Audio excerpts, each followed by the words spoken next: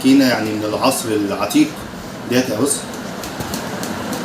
يعني دي كده مش سكينه يعتبر اهي. انا مش محتاج اجربها طبعا على البصله بعد ما جربتها على ايدي. طبعا اهي السكينه ما بتعملش اي حاجه. هنجربها بالمسن العادي. ده مسن عادي وفي مسن لوكس. نجرب كده بسم الله الرحمن الرحيم. بس طبعا بعد ما تتسن تجربها على ايدي. ده كده بيبقى طبعا على البصله اهي، ما بتعملش حاجه في البصل اهي.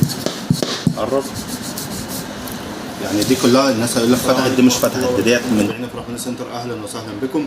زي ما وعدناكم ان احنا هنعمل سلسله بنجرب فيها الادوات المنزليه عشان نعرف ايه العملي وايه مش عملي، ايه اللي ليه لازمه وايه اللي ملهوش لازمه. ان شاء الله النهارده هنجرب مسن السكاكين، هنشوفه شغال عملي بيسن السكاكين فعلا ولا لا. نبدا كده مع بعض. دي سكينه يعني من العصر العتيق ديت يا بص. يعني دي كده مش سكينه يعتبر اهي. انا مش محتاج اجربها طبعا على البصله بعد ما جربتها على ايدي. طبعا اهي السكينه ما بتعملش اي حاجه. هنجربها بالمسن العادي. ده مسن عادي وفي مسن لوكس.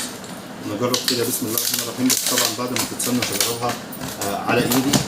ده كده بيبقى طبعا على البصله اهي، ما بتعملش حاجه في البصل اهي. قرب يعني دي كلها الناس هيقول لك فتحت، دي مش فتحت، ديت من كده ايه. دي سنيناها كده ثانيه. هي فتحت سنه يعني بتتسن. بص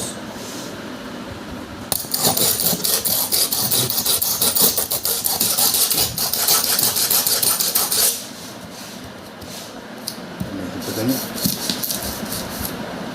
يعني دوت ايه. ده طبعا قبل الموضوع ده ما كانتش نافعه خالص.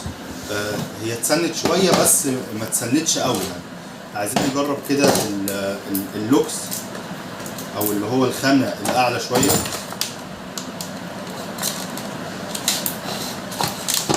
ثانيه على المفتاح. طلعنا المسن اللوكس. المسن بيبقى فيه 3 فتحات، في تنعيم وسط، تنعيم يعني اكتر. يعني هي درجات في التنعيم. نبص كده مع بعض.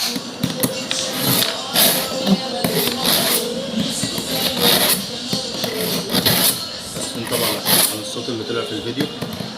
لا انا عايزك تبص هنا على اللي نزل من السكينه.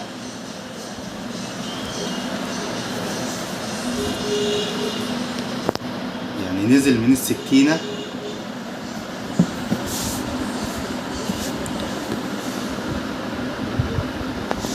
في براده نزلت من السكينه.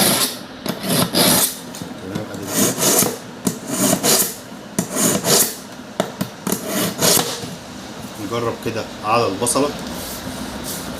لا نجرب في حته مش معموله.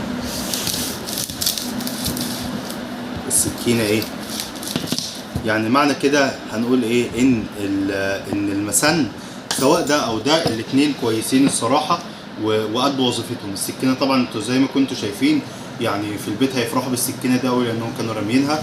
يعني بصوا اهي.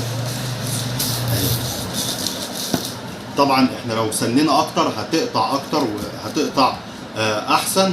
والى اللقاء في تجربه اخرى ان شاء الله.